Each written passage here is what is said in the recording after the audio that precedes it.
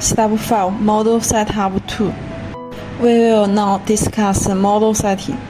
We must find the features of the product. We need to find the best feature point of the product. If we find the feature point is not accurate, the machine capture will be unstable.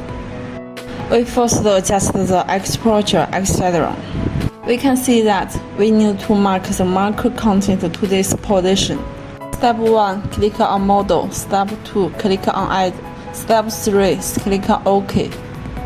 We can see that the more obvious feature of this product is a square in the middle and an outline outside. If we choose only this outline on the outside, two shapes on both sides, different angles will be different. There are a lot of lines here. We need to delete the actual lines. Click here, set rectangular cropping area.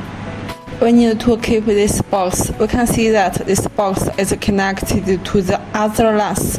If we click on delete, it will remove all the lines, so we need to crop out these connections. Click the mouse scroll bar, slide the mouse scroll bar back, and force to zoom in and out.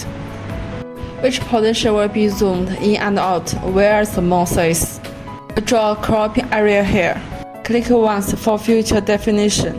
We can see that there are no connecting lines around the square at this position. Now we can delete all of the actual lines. There is another actual line here. Let's carve it out. We just need this frame inside and this outline outside. We need to choose both square and round regions. If only capture round, the product 360 degrees is not a distinguishable direction, making inaccurate. If only capture square, regardless of the product, to prevent the angle of her, can identify the product, making position is also inaccurate. So we need to capture both of these features. Thanks for watching. 深圳鼎日Laser Technology Limited.